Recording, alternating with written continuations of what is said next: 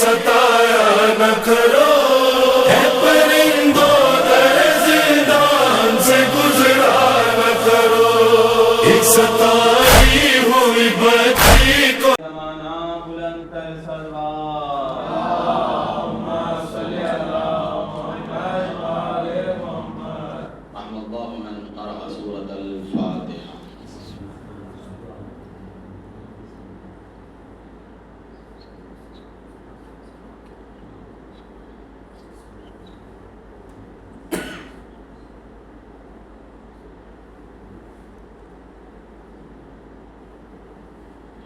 لا حول ولا قوة إلا بالله العلي العظيم. أعوذ بالله من الشيطان اللعين الرجيم. بسم الله الرحمن الرحيم. الحمد لله رب العالمين، والصلاة والسلام على أشرف الأنبياء والمرسلين وآله الطيبين الطاهرين المعصومين المظلومين، ولعنة الله على أعدائهم أجمعين. رب اشرح لي صدري ويسر لي امري واحلل عقدة من لساني يفقهوا قولي. اما بعد، قال الله تبارك وتعالى في محكم كتابه الكريم: بسم الله الرحمن الرحيم. انما يفتري الكذب لا يؤمنون الا صلوات محمد وعلى اللهم صل على محمد وآل محمد. عزیزان گرامی قدر، ایمان فاؤنڈیشن نجفی ہاؤس ممبئی کی جانب سے منعقد کردہ یہ پہلی مجلس ہے جو بتاریخ 22 جولائی 2006 کے لیے منعقد کی جا رہی ہے، اور یہاں پر آئے ہوئے تمام مومنین کا میں تہہ دل سے شکر گزار ہوں کہ ان لوگوں نے میری آواز پہ لبیک کہا، اور ان سے دستبستہ گزارش بھی کروں گا کہ 5 روزہ ایام اس فرش ادا پہ روزانہ اپنے وجود کی برکت سے اس فرش ادا کو زینت بخشیں. اب اس کی کہ آپ حضرات کے درمیان کچھ بیان کروں. آپ حضرات سے گزارش کرتا ہوں کہ 1 مرتبہ سورہ الحمد اور 3 مرتبہ سورہ اخلاص کی تلاوت فرما کر مرحومہ آغا بی بی بنت آغا عباس حسین کی روح کو احسان فرما دیں.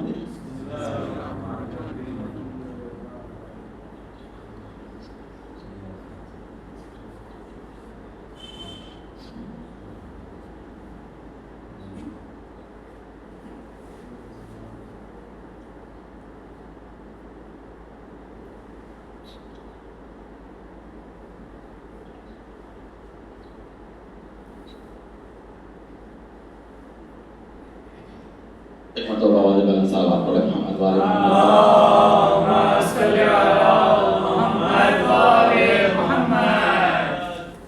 عزیزان گرامی قدر، سب سے پہلے میں آپ حضرات سے یہ بات بتاتا چلوں کہ 15 منٹ سے زیادہ آپ کا وقت نہیں لوں گا، یہ وعدہ کرتا ہوں.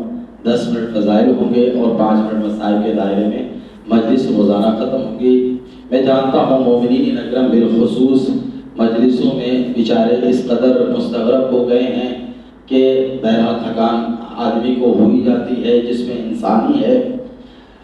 میں نے جس آیت کریمہ کی تلاوت کا شرف حاصل کیا عزیزو، اس آیت کریمہ میں پروردگار عالم ارشاد فرما رہا ہے: انما یفتری الکذب الذین لا یؤمنون، کہ جو لوگ ایمان لے کر آئے ہیں وہ کبھی بھی جھوٹ کا سہارا نہیں لیتے.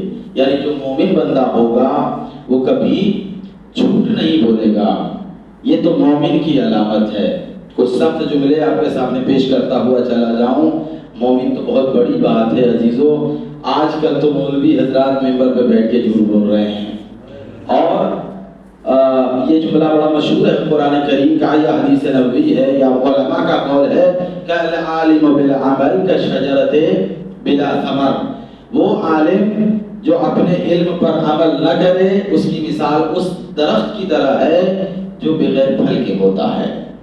یعنی پھلدار درخت ہمیشہ جھکتا ہے، اور جو عالم اپنے علم پر عمل نہ کرے اور بیٹھ کر منبر پر خود بخود اپنے آنکھوں پاکوں منزہ بنا لے اور حقیقی زندگی میں وہ ان تمام چیزوں سے پرہیز نہیں کرتا ہے، تو اس کی مثال غالباً معصوم کا قول ہے کہ العالم بلا عمل کالشجرۃ بلا ثمر، اس درخت کے مانند ہے جو بغیر پھلدار ہوتا ہے۔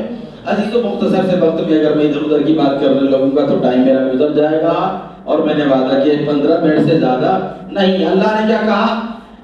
انما یفترون الکذب الذین لا یؤمنون، کہ جو لوگ با ایمان ہیں، جو لوگ مومن ہیں، وہ کبھی جھوٹ نہیں بول سکتے۔ اور عزیزان گرامی قدر، ہمارے معاشرے میں کبھی کبھی جھوٹ کو ایک چھوٹا سا، ایک ہلکا سا گناہ سمجھا جاتا ہے، جبکہ خدا کہہ رہا ہے کہ جھوٹ اتنا بڑا گناہ ہے کہ اگر کوئی آدمی جھوٹ بولتا ہے وہ مومن نہیں ہوتا۔ اگر دیکھا جائے معاشرے میں تو بہت سے معاشرے میں یہ دیکھا گیا ہے کہ بہت سے ایسے افراد ہیں کہ جو شریعت میں وہ جھوٹ ہے، گناہ ہے۔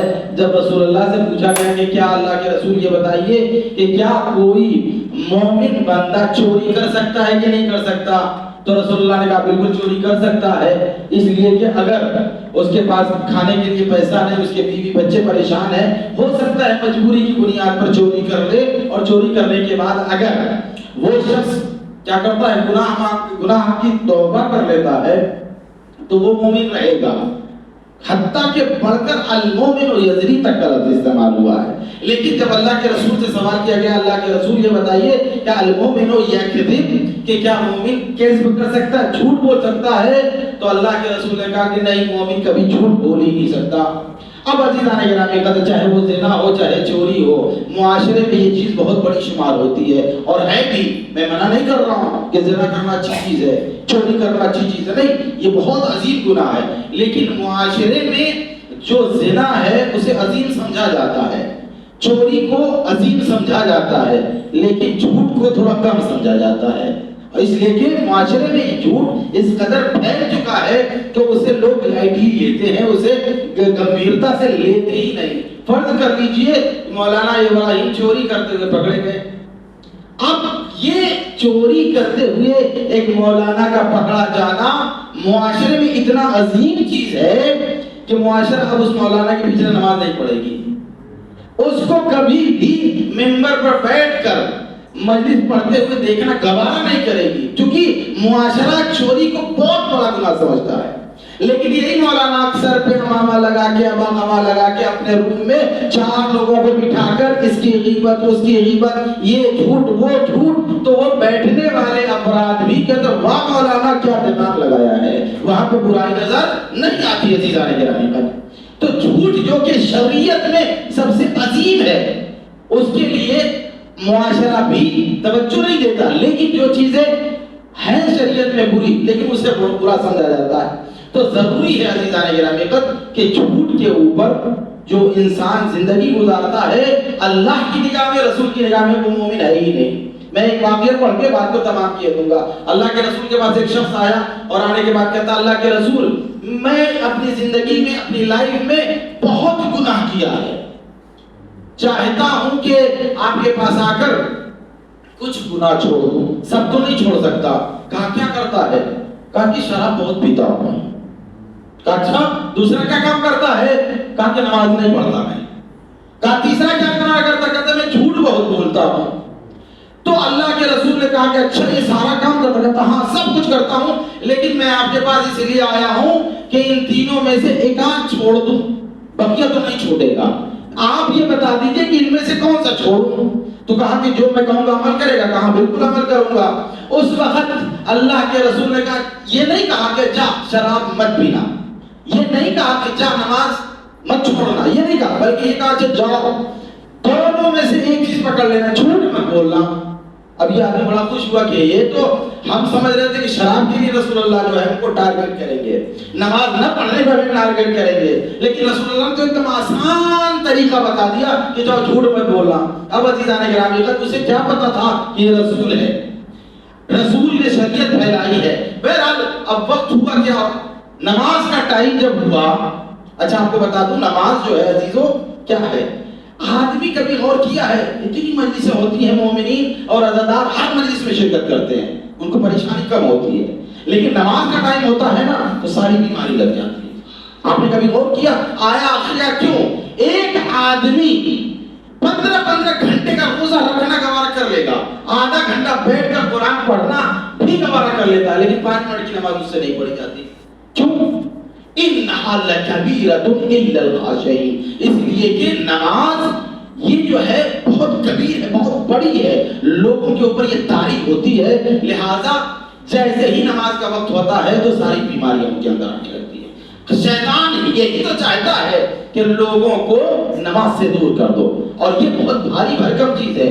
جو آدمی روزہ رکھ لے گا، جو آدمی قرآن پڑھ لے گا، نماز کے وقت اس کو ساری پریشانیاں ہوتی ہیں. اللہ کے رسول نے یہ نہیں کہا کہ جاؤ زنا مت کرنا، نماز مت چھوڑو، یہ نہیں کہا، بلکہ یہ کہا اللہ کے رسول نے کہ جاؤ جھوٹ مت بولنا. اب نماز کا وقت آیا عزیز اور گرامی قدر، تو وہ آدمی سوچنے لگا کہ اگر میں نماز نہیں پڑھتا ہوں اور رسول نے مجھ سے پوچھ لیا کہ نماز پڑھی تھی کہ نہیں پڑھی تھی، تو ایسی صورت میں اگر کہتا ہوں کہ نہیں پڑھی تھی تو جھوٹ بولا، اور میں اپنے ہی الفاظ سے وعدے کو وفا نہیں کر رہا ہوں. اور اگر کہتا ہوں نہیں پڑھی ہے تو پھر رسول ہے، کوئی مولوی تھوڑی نہ، وہ تو سزا دینے کا بھی حق رکھتا ہے کہ آج واجب ترک کرنے پہ رسول سوال سزا دے سکتا ہے. اب آیا دوسرا مرحلہ، وہ دوسرا والا جو گناہ تھا کہ کیا اگر رسول اللہ نے پوچھا کہ کیا تم نے زنا کیا تھا یا نہیں، اگر کرتا ہوں زنا، تو اب ایسی صورت میں رسول کو حق ہے کہ مجھ پر حد جاری کر دے، مجھ پر کوڑے برسا دے گا. اور اگر کہتا ہوں کہ نہیں کیا اور کرنے کے بعد جھوٹ بول جاتا ہوں تو ایسی صورت میں پھر میں جھوٹا کہلاؤں گا. جو رسول نے کہا تھا جھوٹ مت بولنا، آخرکار اس نے نماز بھی پڑھ لی اور زنا کرنا بھی ترک کر دیا. کچھ دنوں کے بعد آ کر کہتا ہے اللہ کے رسول آپ نے تو مجھے پھنسا ہی دیا، ایسی بات بتائی کہ مجھے نماز بھی پڑھنا پڑا، میری برائی بھی چھوٹ گئی اور جھوٹ تو میں بولتا ہی نہیں. تو عزیزان گرامی، یہ جو جھوٹ ہے نا ساری برائیوں کی جڑ ہے. اگر ایک سوال پڑھے محمد والے محمد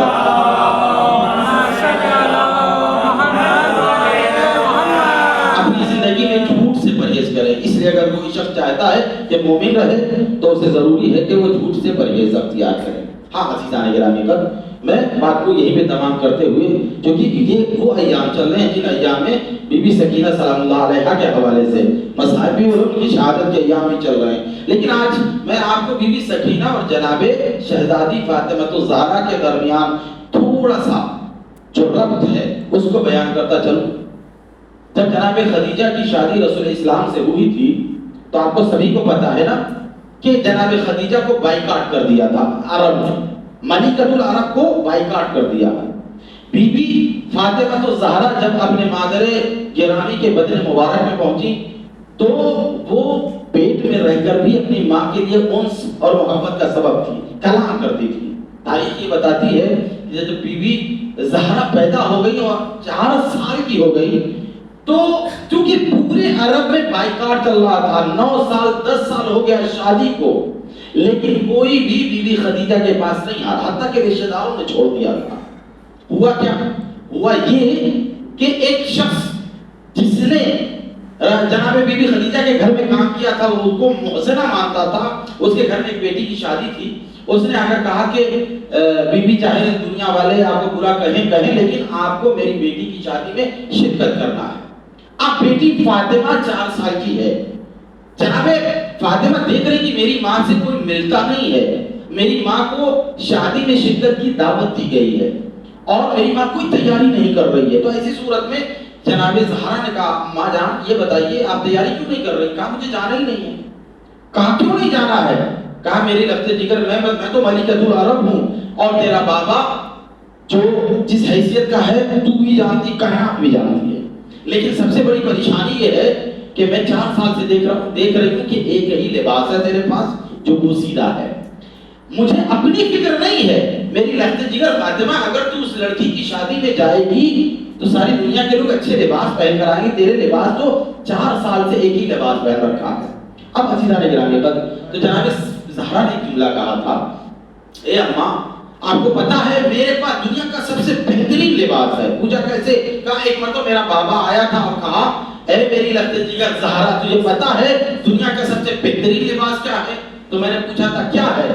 تو میرے بابا نے کہا بہترین لباس تقویٰ ہے. تو تقویٰ میرے پاس ہے لباس. اور پھر ایک دن میرے بابا نے کہا تھا تمہیں پتا ہے کہ عورتوں کا سب سے بہترین زیور کیا ہے؟ تو میں نے پوچھا تھا کیا ہے بابا؟ تو کہا تھا عورتوں کا سب سے بہترین زیور حیا اور عفت ہے۔ تو یہ دو چیزیں جب میرے پاس موجود ہیں تو مجھے شادی میں جانے میں پریشانی کیا ہے؟ ایک مرتبہ عزیز و تاریخ یہ بتاتی ہے، اور وہاں پہ تاریخ رک گئی، بی بی زہرا شاید اسی حالت میں گئی نہیں گئی مجھے نہیں پتا، لیکن اتنا ضرور کہوں گا کہ یہ تو دادی ہے نا، بی بی فاطمہ جناب سکینہ کی دادی لگتی ہیں، لیکن 4 سال لگاتار ایک کپڑا پہنا، وہ سیدھا تھا۔ لیکن کبھی آپ نے غور کیا کہ جس بی بی زہرا نے اپنی زندگی میں ایک ہی کپڑے میں جو کہ پوشیدہ تھا، بعض روایات میں بعض لوگوں کے منہ سے اتنا در تک جملہ سنا ہے کہ 70 پیمند لگے ہوئے تھے، یہ تو بی بی زہرا کا لباس ہے۔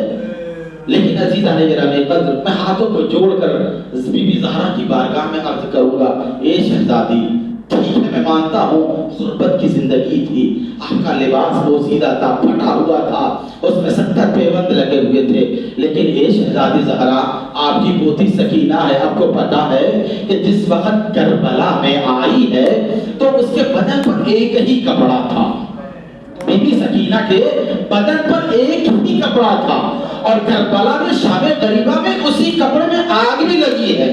اور یہی نہیں، ایک ہی کپڑا ہے کہ جس کپڑے میں تاریخ یہ بتاتی ہے سکینہ 11 محرم سے لے کر آخر تک شام تک کے پورے سفر میں ایک ہی کپڑا پہنے رہی، اور یہی نہیں پہنے رہی بلکہ شام غریبہ میں وہ کپڑا جل بھی گیا تھا۔